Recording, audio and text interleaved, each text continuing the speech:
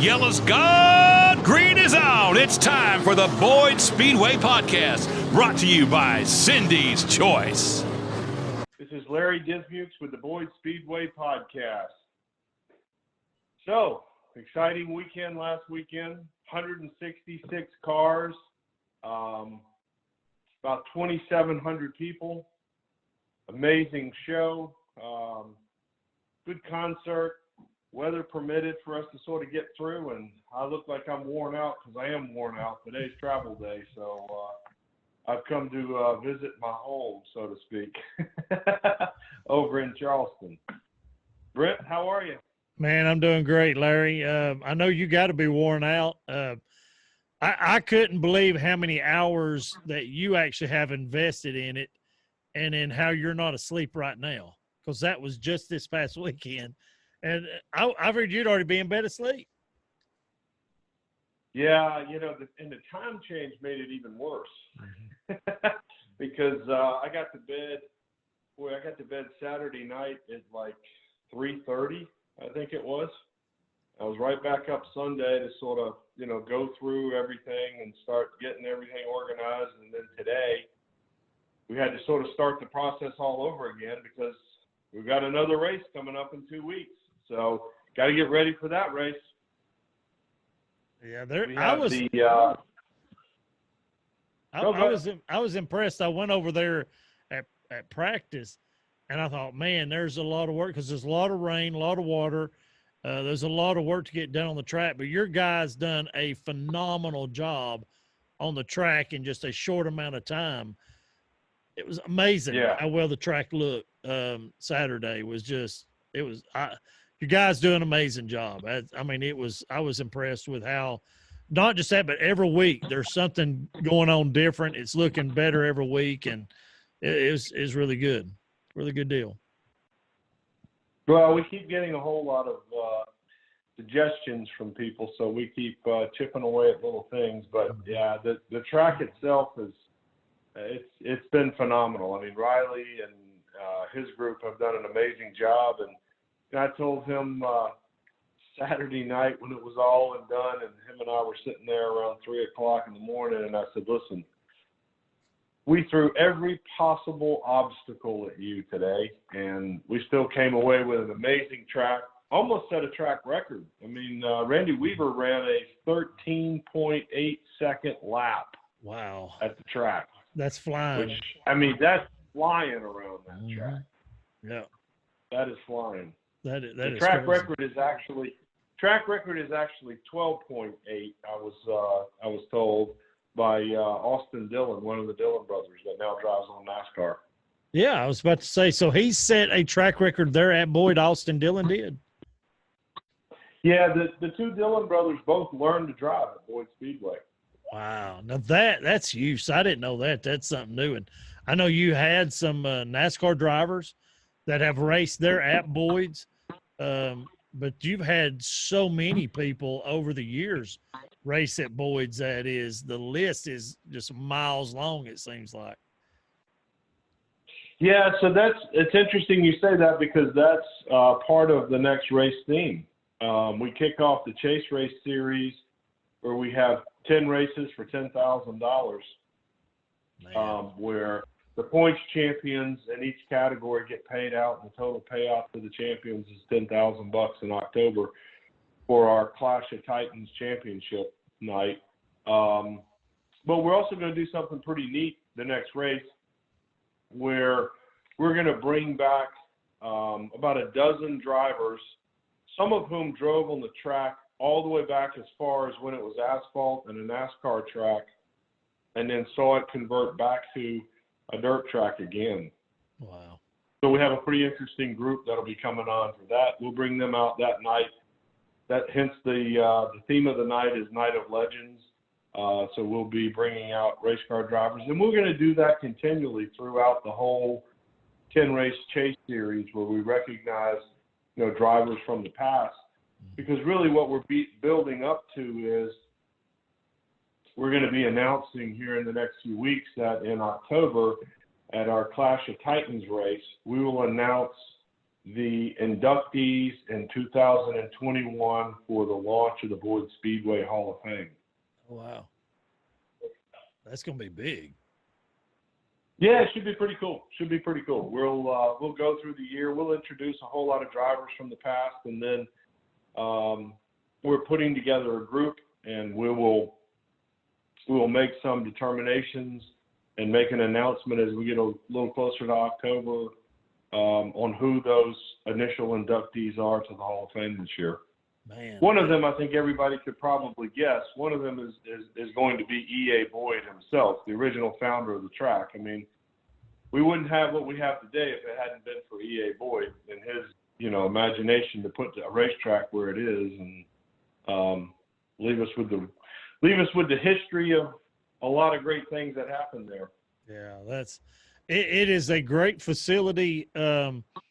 And what y'all have done with the track and all the stuff that you brought to the races, man, it's fun. It's nonstop action of some sort, whether it's racing, whether it's the simulator, whether you've got the food trucks, you've got the concerts, you've got a whole day for the family. And that's what really impressed me is you've got fun for everybody. I mean, y'all have really thought this thing out. And you really have it seems like you thought of everything, including the taco truck. That's one of my favorites. That's some good stuff. Yeah, the taco truck was pretty good. We sit down as a group, and I know sometimes people find this hard to believe, but we literally sit down on Sunday after the race and then Monday after the race. And that's the cool thing about, Riley and myself, is we sort of go back and forth and start brainstorming and say, hey, okay, we had a great crowd, we had a great race, but how do we do better? This past race, we got a little behind because with the weather, and then we had we had a few crashes, and we ended up running, I think we ran until about 1 o'clock in the morning on Saturday night. So we're really trying to go back and look at how do we kind of take some time out of those things, because it's important to us, the family aspect, and it's tough. We know it's tough that Dad might want to sit out there at 1 o'clock in the morning, but Mama and the kids might not want to stay that late. So we're really trying to focus on making sure we have the most efficient, fun time for everybody. But that simulator race was pretty cool for the kids. Oh yeah, the line. There was a line just to be able to participate in that all night long. Every time I went by there was a line of kids. There was kids in the car. They were competing against each other. And what's really cool is you got a monitor screen out by the side of it, so everybody that's in line can actually watch what the driver sees. And several people flipped and rolled, So, but the car was shaking, and it's a really cool experience. I mean, I couldn't think of any way of making anything any better, unless you had Tennessee Vol flags maybe every 2 or 3 feet would probably make it a little better. I don't know. What do you think? No. But we do have one more surprise for everybody. We are, we've had so many people that have gotten excited over the enduro races. And we just keep getting people talking about the enduro races and when's the next enduro race. And we're so fortunate that we have a deal we're putting together with a sponsor, Brooms Electric and Brooms Wrecker Service. And, Buddy Broom is a close personal friend of Emerson's. And they ran a car in the enduro race. Of course, Buddy's son Jeremy also drives. He drives in the sportsman class. And they ran a car in the enduro race this past weekend. And we had dinner last night. And they have generously agreed to let us take that car from that race. And we are going to auction it at the next race. An absolute auction. You could get an enduro car for, who knows, you might get it for $50 or you might get it for $500. But it is an enduro car that raced in the last race.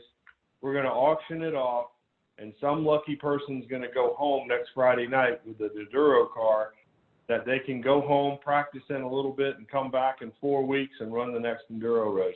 Well, let me ask you something, Larry. Is the D&B show, the D-Swane and Bilo show, are those guys eligible to get in on that auction? Because we did raise some money so that we could have an Enduro car, because word on the street is Cindy with Cindy's Choice has a car coming, and she's threatened to outrun us, and we can't let that happen.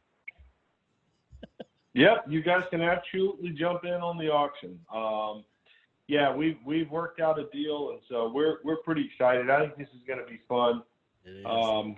We've been working on it, so we're trying to sort of figure out a way just to keep building that race. And who knows, if this goes over well, maybe I can convince the boss man to let us just keep auctioning a car every few races where we keep putting a car in the Enduro race. Man, you can imagine. And what's cool about the Enduro race is, like you said before, is anybody that wants to get into racing, that's how you can start.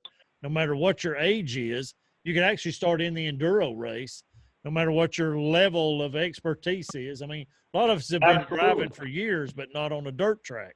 Some of us drive out on the street like we're on a dirt track, like Double D. He'll hit anything. So I told him when we get on the track, just run into the wall, because you're going to hit everything else out there anyway. So it ought to be fun. Exactly. Just push everybody out of your way. Although, what the interesting thing is, we had an awful lot of crashes in a lot of races, but we didn't really have very many crashes in the Enduro race. Wow. And see, now they were pretty focused, I think. Yeah. And the cool thing is, like the first one, that kind of everybody jumped out there and you had some cars break down. And what I liked about it is unless it's immediate danger, you're stuck. If your car breaks down, you just might as well take a nap, because you're going to be in that car for a little while until the race is over. And that's what's cool about it is it's just the way everything's handled and done. It's first-class operation. We were very impressed when we were out there. We've been out there twice now. Even got to do a segment interview with Smith and Wesley, and the concert that you had out there was awesome. And just everything y'all planned so far has been, it's a wow factor every time you go. And I think it's great. What y'all are building is really cool, that everybody, and you've had great crowds. Really good crowds. We've been very fortunate. Really good crowd. It's going to get to the point, Larry, at some point you're going to have to extend some of the bleachers on around the track a little more, because from what I've seen, the crowd, the stands looked about packed. Even the one over by the pits, that was filling up. And so I don't know, do you have room to go around the other side of the track or not?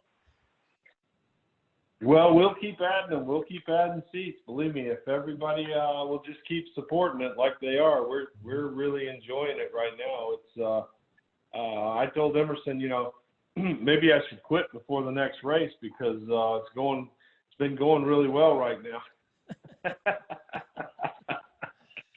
Oh no, it's been a pleasure. We got a great group of people, and a lot of this too has been the support from both the sponsors, and you guys have been great helping us promote the race. Cindy's Choice has been great helping us promote the race.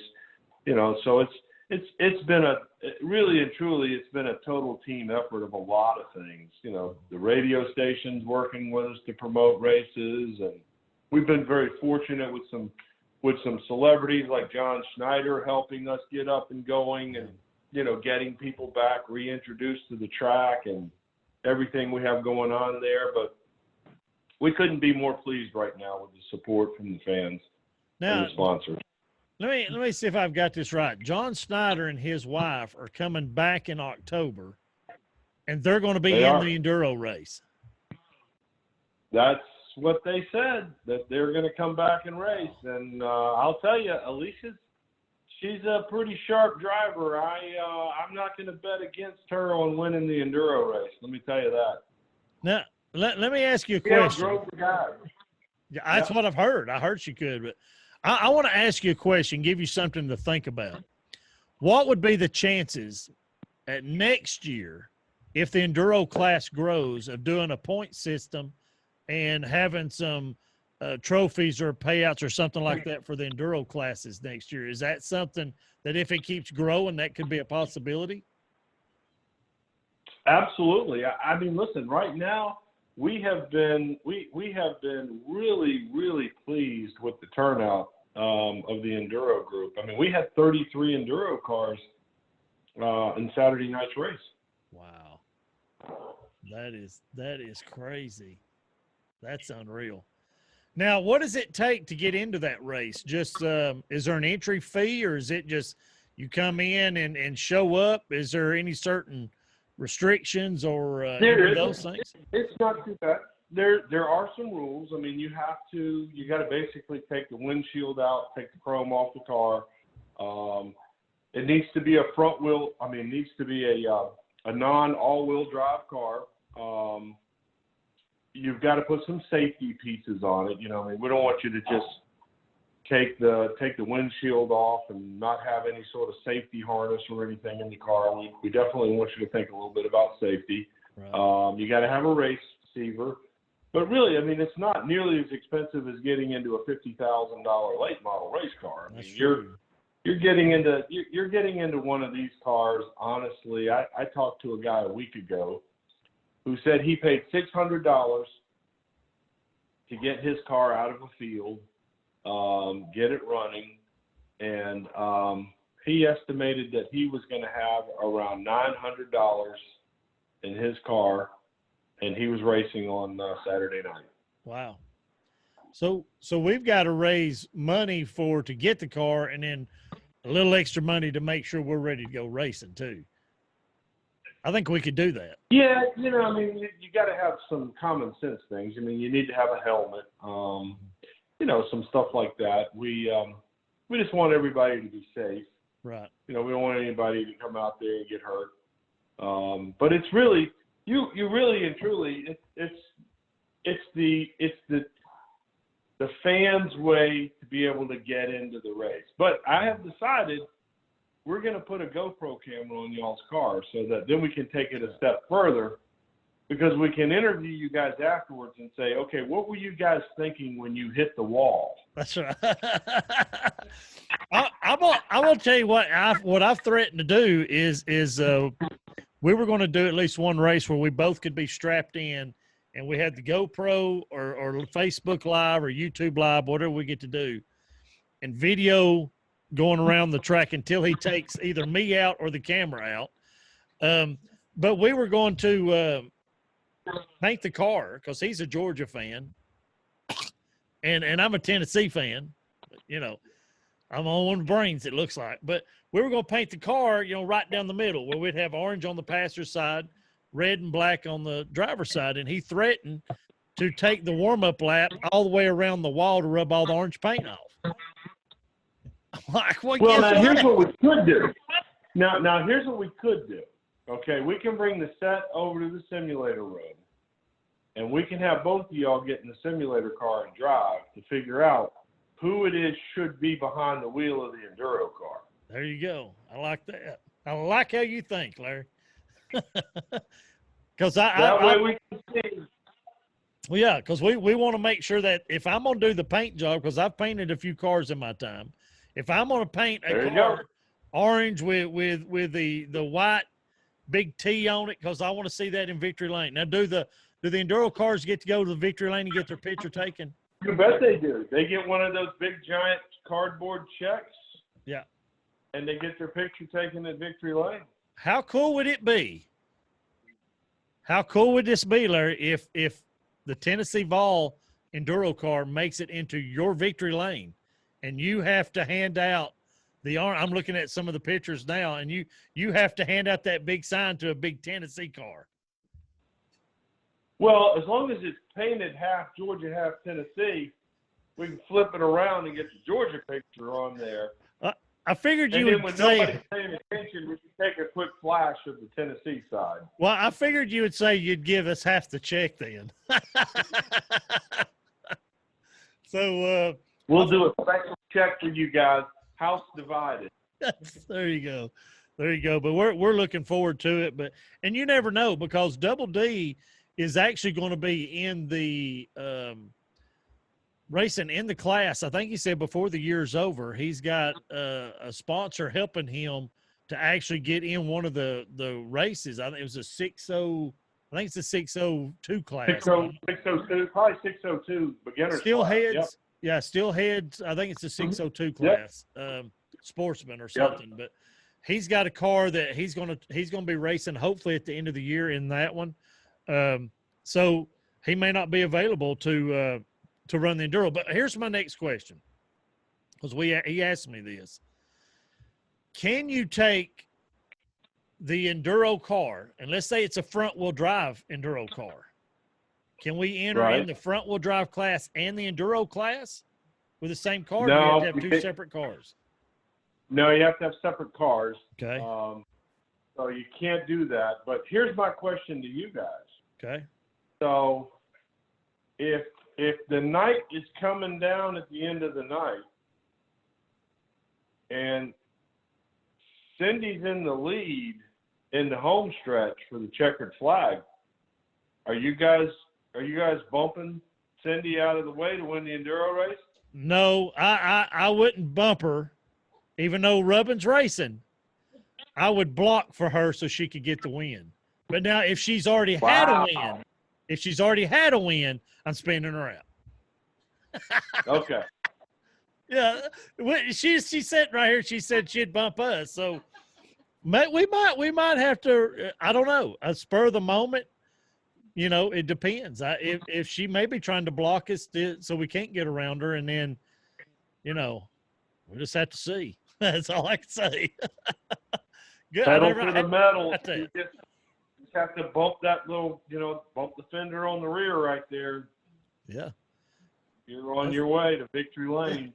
Yeah, that we might be the first enduro group that has its own race team with several entries in it to help block the way. Maybe, who knows? That has happened, has it? There you go. That I've not seen that happen in an enduro race, but there's always a first. Always a first. But see, if we did that, it would wind up being a demolition enduro race, because I'm sure somebody would get aggravated and try to push us out of the way. So, and that's where all the fun is. I'm sure. Yeah. Yeah. Oh yeah. What are some of the plans coming up for the track? Because I know you've got the Legends race coming up, and you've got what are some of the other races? Because I'm looking at my schedule now, because we were able to bring our portable set out and do some interviews, and that was really cool. I enjoyed that quite a bit. But I kind of want to get what the race schedule is, so that we can get our schedules worked out, so I'm free those nights to come out and do some more of that. And then we're going to be doing shows leading up to that. And we're excited about that too, because we talked to Oreo. We've interviewed Cochran. Cochran with racing. We've interviewed him, and we've got a couple more drivers that we're going to be interviewing, and I'd like to be able to go down through there and interview a lot more of those drivers and give all the drivers, some airtime to help promote their sponsors, which in return will help them, keep coming back. Sure. Well, after the Legends race this next Friday, then we'll go and shift back to having a series come in. Joe Rush and the Crate USA All-Stars will open their race season at Boyd Speedway. Wow. The first weekend of April. They have never been to Boyd's before, so this will be a pretty exciting group to come in for us. Be a big crowd, be a big night. Then we'll see the Schaefer's Spring Nationals come in April as well. We'll start seeing about every other race will be another chase race, as we move through the summer, leading up to that October race. We have Topless Outlaws coming in May. That'll be a big race for us. And then in July, we have a firecracker race coming up where there'll be a big fireworks show after the race. So that'll be pretty exciting. That'd be cool. So we have a pretty full event list coming up over the next few weeks. Yeah, and we'll be consistently running just about every other week over the next few weeks. Man, that's going to be really cool. I'm looking forward to it.